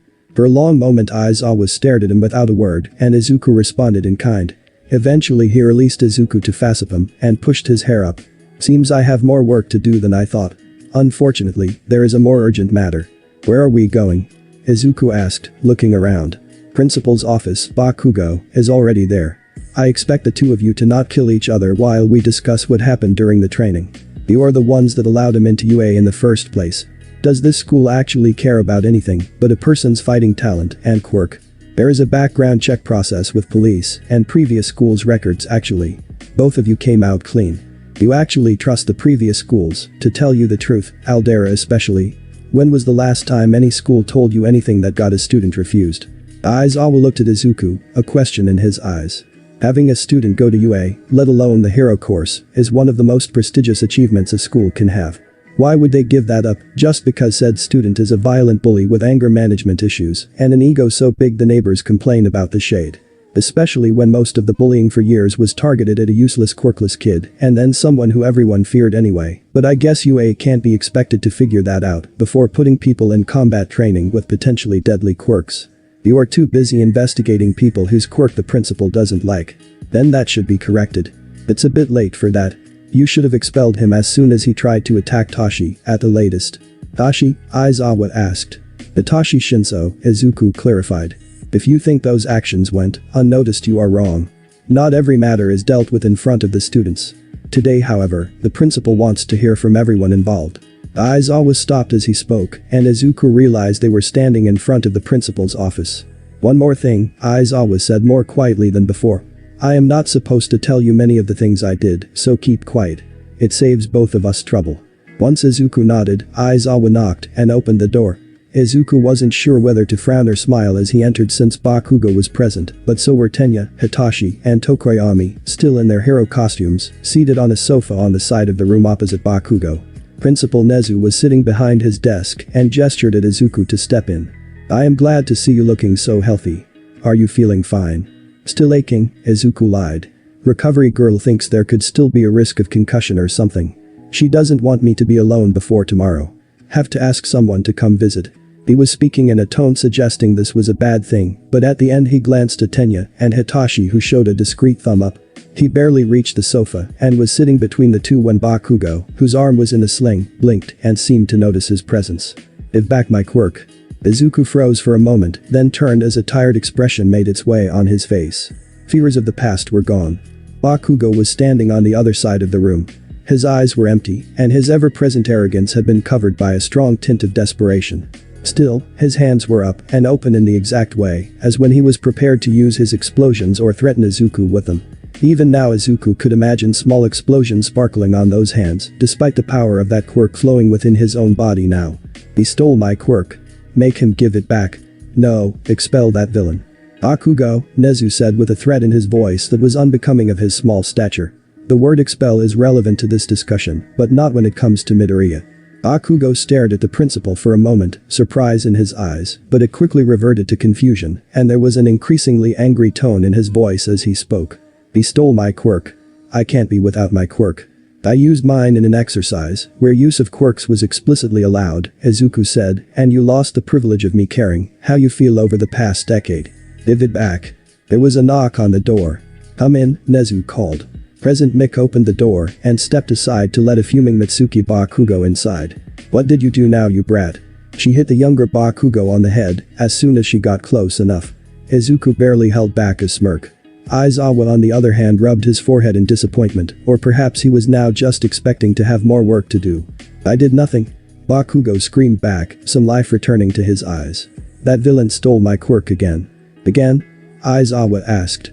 My quirk first appeared when Bakugo decided he needed a punching bag to vent his frustration for not getting a high enough score in an exam, Izuku said, and for the first time met Mitsuki's eyes. Something about how if he had to put up with his mother's reaction, I should also suffer. Of course, I was the villain for accidentally taking the star student's quirk. I guess I should have thrown a jar of nitroglycerin at him instead, and it would have all been okay. At least that's what everyone seemed to think about him. There was a long silence. Mitsuki was visibly shaking as she kept looking at her son and Izuku several times, as if unsure who to be angry at.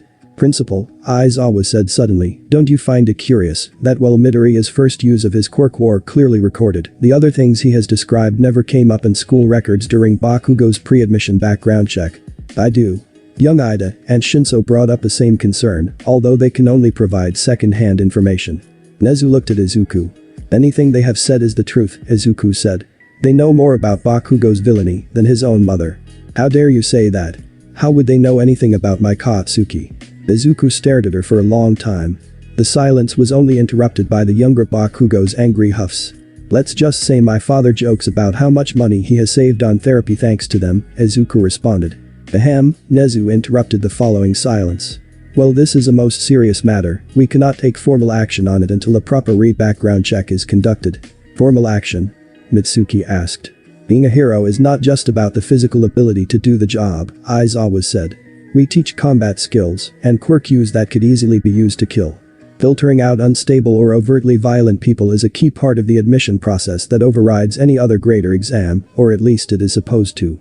Reconducting the background check automatically renders your son's admission to our school probationary until a new admission decision can be made based on the results, Nezu said. Both Bakugos stared at the principal in shock. Of course, that is a separate matter from today's and yesterday's events. Yesterday's? Mitsuki asked. Her loud anger was gone, and her voice was a little more than a whisper. Aizawa, Nezu said. During his first 2 days at this school, your son has caused disturbances in class, made illegal threats, and physically attacked or attempted to attack classmates on more than one occasion, and I had to personally restrain him and erase his quirk to stop an assault on Shinso here. That's evil, Bakugo shouted. Shut up, Aizawa responded.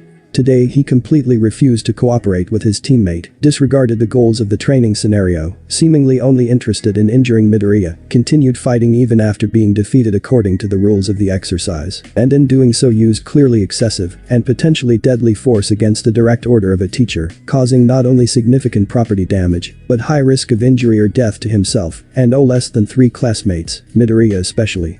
Several of the actions I have listed qualify as not mere breaking of school rules or bullying, but prosecutable crimes, potentially including attempted first-degree murder. You bet they are, Izuku muttered in the following stunned silence. After a few seconds, Aizawa continued. After his actions yesterday, I recommended to the principal to not proceed with expulsion or other similarly severe actions, as I thought we could offer him the proper and unbiased guidance he has clearly not received before at school or otherwise. Considering today's events and the new revelations of his past, I now retract that recommendation. My responsibility as a teacher is to guide and protect my students. It is not part of my job to monitor violent criminals or teach such people combat skills. You have to be kidding. Just because Midoriya has had issues with Katsuki and his friends obviously speak for him, that doesn't. This Bakugo, Nezu interrupted. Well, your son's past actions are currently only his word against Midoriya's. His actions in this school have numerous witnesses including Mr. Aizawa, along with video recordings. As for today's training, there is plenty of evidence to justify both disciplinary hearing and for safety of the students a suspension until said hearing can decide on final consequences. Before Mitsuki could deny her son's actions, Nezu tapped a button on his computer's keyboard and a video started on a large screen hanging from the wall of his office. Multiple windows on the screen displayed various camera views, including that of both teams' points of views during the exercise. Mitsuki held a hand on her mouth witnessing the brutal fighting and her son's roar as Izuku tore the quirk out of him. Then she saw Izuku very clearly bind Bakugo with the capture tape and Bakugo refusing to accept defeat despite All Might's orders. I will kill you. The recording ended when Bakugo's giant explosion wiped out the cameras. As you can see, the evidence proving your son's actions occurred is not in question. But obviously, he was acting in distress. Obviously what Midoriya did has a severe mental impact. Last time Midoriya took Katsuki's quirk, he wasn't himself for days. Sometimes he was just staring at the wall. That argument would have more value if his behavior before losing his quirk didn't seamlessly fit everything he did after, Aizawa said. Frankly, you blaming Midoriya's use of his quirk is disgusting, especially since your own son seems to have been raised with absolutely no concern for his quirk's potential to cause harm. I agree with Mr. Aizawa, Nezu added. As for losing his quirk, well, I find your son's possession of such power dangerous. We do not have the legal authority to have someone's quirk permanently removed. He would have gotten it back long ago had he not acted as he did. Midoriya. I'll return the quirk once he's not shouting, making threats or standing like he is ready to attack me. Izuku pointed at one of Bakugo's hands that was down, but tense and open, ready to blow up if he still had his quirk. I don't want an explosion in my face as soon as he has his quirk back or in anyone else's. Izuku's voice became much lower and colder with the last part. Aizawa and Tokoyami looked at him for a moment. Aizawa then grabbed his capture weapon with one hand, making parts of it seemingly float as he stared at Bakugo, letting the implication hang silently. "Fine," Izuku said, and got up. He walked to stand in front of Bakugo and slammed his palm on Bakugo's face with disdain. He would have genuinely liked to keep the quirk and not just to give it back to Bakugo, but this wasn't the right time for that. But the deed done, he took several steps back without turning his back to Bakugo. The garbage fire in question stared at him with venom showing attacking him was an option, but soon he looked at his very much not exploding palm, and then Aizawa, whose hair was standing as he stared at him. "Thank you, Midoriya.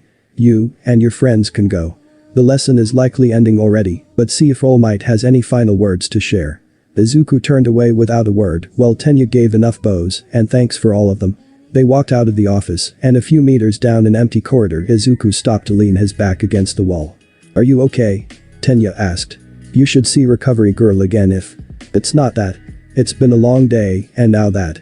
At least the school is finally taking things seriously with Bakugo," Hitachi reminded. "I hope so," Izuku said. "As long as he doesn't get to hurt you guys. That seems to be your central concern and the shadow in which you walk," Tokoyami said. Izuku raised his eyebrow, now remembering there was a fourth person present. He straightened his back, not relying on the wall to remain up. "What do you mean?" Tokoyami glanced at Tenya and Hitachi. "I believe you are not opposed to discussing personal matters with them present." He paused, but Izuku did not contradict him. "Do they know how much darkness you are prepared to embrace for them?" Tenya and Hitachi glanced at each other. "What do you mean?" Izuku asked. "I turned back as soon as Bakugo set off that large explosion. I heard what you said to him and had no doubts about your seriousness." Tokoyami nodded towards Hitachi and Tenya. "Do they know you would rather kill than risk their safety?" "Do you have to put it like that?" "Izuku?" Tenya asked calmly, but with a tone that demanded an answer. Izuku sighed. "Bakugo threatened to beat and destroy me once others saw things like he did." Izuku paused. "Then he threatened to do the same to you too." "Oh, he went there," Hitachi said. "I know what you meant by darkness now, Tokoyami." "You do?" "Obviously. Izuku is a great friend, but there are buttons you do not want to press with him. You should have seen him when some drugged up thugs tried to stab me. I'm surprised Bakugo came out in one piece without Tenya there." "What did Izuku do?" Tokoyami opened his mouth, but closed it again, and glanced at Izuku. Dark Shadow even peeked his head out to be between the two. Izuku nodded slowly. He welcomed Bakugo to fight him, but threatened to kill him with his own quirk, slowly, if he ever came after either of you. Tenya shook his head in disappointment as Izuku shrunk next to him. Hitachi on the other hand looked at Tokoyami with a more neutral expression. "Sounds about right. I would have done the same if I could." "Hitachi?" Tenya gasped. "Wouldn't you?" "Of course not. I mean I obviously share the same fundamental sentiment, but you can express it in less violent ways. Such dark camaraderie." "I am jealous," Tokoyami said. Izuku blinked. "Jealous? Yes, you might have walked on the cliff above the blackest darkness, but to do so willingly for others and not be judged by them is camaraderie I have yet to witness." "Hey!" Dark Shadow shouted. "Except for you of course. Our fates are tied." "Yes, and that better not change," Dark Shadow said and looked at Izuku. He responded with a tired stare. "I am not going to take you away." "You better not," Dark Shadow said and withdrew back within Tokoyami. They stood there for a moment. "I guess we should go listen to what the so-called number one has to say. I have noticed you don't appreciate All Might much. Has he done something to you?" Tokoyami asked. Izuku drew a quick breath, but Tenya stepped in front of Tokoyami. "That is a discussion we should not have here. There are things that are painful and not to be shared with everyone. Please restrain yourself from pushing this topic." "I understand, I forgot your earlier warning, my apologies."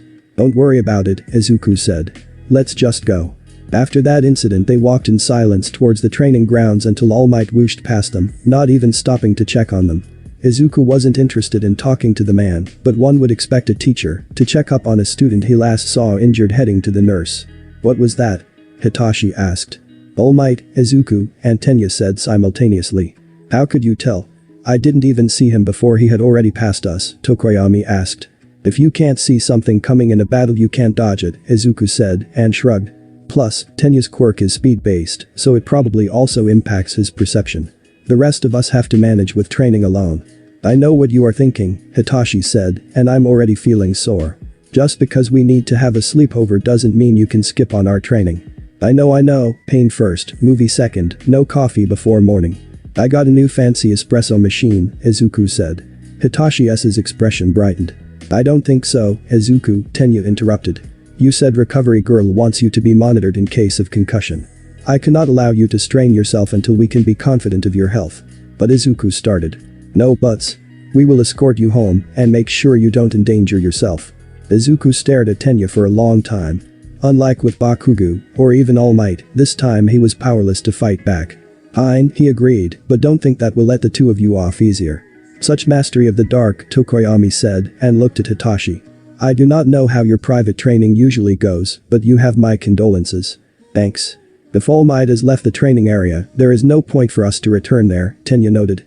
We should head to the dressing rooms and prepare to go home. Sounds good, Izuku said. I'll wait outside the door so Tashi can't escape. Izuku made sure to reach his arm over Hitoshi's shoulders to emphasize his point. They met the rest of the class near the dressing rooms. Shoji was the first to notice them, followed quickly by Kirishima at the front of the group. Hey, if it isn't Midoriya. You look a lot better already. I feel a lot better, at least physically. Kirishima wondered as they reached the group and joined them, walking towards the dressing rooms. Don't worry about it. Today has been a long day. Okay, if you say so. Sorry you missed the rest of the lesson. It was so cool. Our class has a ton of strong people, and the rest of the week might be even better. What do you mean by that? Hitoshi asked. Well, Kirishima paused when he realized who he was responding to. Izuku's stare hardened like he had taken the Redeed's quirk. After a few seconds, and a blink, Kirishima continued responding at least. We are going to see the USJ. All Might told us Friday will be rescue training instead of combat, and he will teach us there too. Isn't that cool? Fighting villains is cool and all, but saving people is the manliest part of being a hero. Kirishima raised his arm, holding his fingers together, and hardened it into something akin to a stone sword. For that last part Izuku forgave Kirishima for his earlier transgression, partially at least.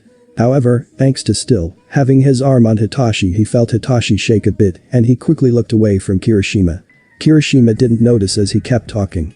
It took a few seconds for Izuku to remember the thug with a hardened sword arm he had almost killed. Hey, where's Bakugo? In the principal's office, Izuku said and smirked as he positioned himself between Kirishima and Hitoshi with his mother and Aizawa. That sounds serious, Uraraka said. It better be, Izuku corrected. Anyway, what did you think about Tashi's fight? It was impressive that he beat Todoroki. After some convincing he told us how, Yaoyorozu said. The quirk you gave him supports his own very well. He was simply unlucky to fight Shoji. I still can't believe you could just give him a second quirk, still kind of creepy. That means he can have double the manliness. He will be hard to beat in battle, Kiro. They finally arrived at the dressing room. Izuku stayed outside, leaving Hitoshi trapped with the new questions people had. As soon as he was alone, Izuku took out his phone to find messages about the call he had made on his way to see Recovery Girl, and his father mentioned it was okay to have friends over, meaning it was okay to skip his training for the evening. Hitoshi was the first one to step out though, considering the chatter it might not have been just because of his simpler costume. Tashi, Izuku said without even looking at his friend, how do you feel about Kirishima's quirk? What do you mean? Hitoshi asked, but Izuku responded with his I already know so don't waste time pretending look. Hitoshi sighed. It's not really Kirishima's quirk, just how he used it. I suddenly remembered the exact moment that guy was going to try to stab me with his. I know it's stupid. Just a couple of days later I was fighting UA robots, but somehow it was a real situation, and there being more of them, I think I froze for a moment. Not very heroic of me, wasting all that training, only to freeze up at a moment like that. Don't beat yourself up for it too much. A real danger has a shock effect that you can't get from regular training. Has anything similar happened before? I may have had nightmares a couple of times. I know what that is like, Izuku said, but with the issue of Kirishima's quirk you should work on how you feel seeing similar quirks. It would be bad if you had to team up with Kirishima and lost focus from seeing his quirk. Izuku's eyes shifted just a little past Hitoshi. A bit like how he hasn't been too judgmental, but still hesitated to respond to you. And how would I do that? Exposure without danger, for the both of you, Izuku responded and yanked Hitoshi's shoulder to make him turn and face Kirishima. The Redeeda joined them in the corridor in time to hear the important bits. He and Hitoshi stared at each other for a moment until Kirishima grabbed Hitoshi's hands and started talking way too fast and loud, apologizing and promising he would not do the thing near Hitoshi and offering to help. The Redeed wasn't necessarily bad. If he could see past the biases of the society around him and help Hitachi, then he was going to get lots of points in Izuku's eyes. Izuku checked his messages again while the scene was going on, and more students started joining them in their regular school uniforms. By the time Tenya managed to change from his overcomplicated armor and joined them, the rest of the class was already done and chatting. Not feeling enthusiastic for any more discussions with unpredictable topics, Izuku started walking, unintentionally setting off the motion of the entire class. Tenya followed closely, but Hitachi fell behind with Kirishima, who had hardened his arm for the exposure Izuku had prescribed. Yep, he got bonus points, lots of them. Izuku's phone beeped with another message which he glanced at and sighed. One more thing to endure today, just one more. He leaned closer to Tenya and whispered. Stay close and be ready to cover your ears. What? Tenya started, but Izuku faced away without any more words. They came around the building to the front yard just as the Bakugos stepped out of the front doors. Katsuki had a stunned expression on his face, but the way he bit his teeth together revealed the anger bubbling inside. His mother was in tears that could have almost impressed even a member of the Midoriya family if he cared anymore. Why is she crying? Uraraka asked. Her failed parenting has finally caught up to them, Izuku said as he kept walking, not giving the Bakugos any more than a glance. That is not a very nice thing to say. I have no obligation to be nice to anyone. It needs to be earned. Midoriya? Mitsuki shouted. Izuku kept walking without giving her even a glance. Mitsuki kept talking, sounding like she was closer with every following word. How can you just walk away after they just suspended Katsuki, all but promising to expel him after an investigation? She shouted. The class members present collectively gasped. Do you understand what that means? I know he has bullied you, but this will destroy his future, all of his dreams. Look at me. Izuku kept walking, not acknowledging her at all. You have changed since you moved in with your father. You have become colder. What would Inko think? She wouldn't have let you turn out like this. Uh-oh, Tenya said. Izuku stopped. Sparks of fire flickered around his twitching hands. Kirishima, Hitachi said quietly behind Izuku, stand in front of her and harden as much as you can. Izuku drew a deep breath. What? Kirishima started asking. Izuku breathed out and turned to face Mitsuki with a stare so cold even Todoroki's ice couldn't match it. That won't be necessary, he addressed Hitachi and Kirishima. I've prepared for this. Couldn't trust the school to take care of things. Without breaking his stare, Izuku raised one hand and pointed at the gate where two large expensive-looking black cars had been parked. One had a single man in a suit standing next to an open door. The other had at least as finely dressed a man and woman standing next to it with a woman holding a black folder under her arm. Mitsuki turned to stare at the duo of expensive lawyers instead of Izuku and started visibly shaking. No. You had one warning, a whole year to correct the results of your parenting. Katsuki could have gotten away with everything he did over the last decade just because I would have rather not even thought about him ever again. You wasted that chance. Katsuki has not changed a bit, Izuku paused, and he threatened my friends. Then you grabbed Izuku's shoulder, but didn't say a word. So, step out of that gate and face your futures. Thanks for watching this video. Part 7 is over. If you really enjoy this video, like, subscribe, and comment down below, and turn on that bell notification. And also check out the playlist that I have created and enjoy. Link is in the description. See you in the next video. Goodbye.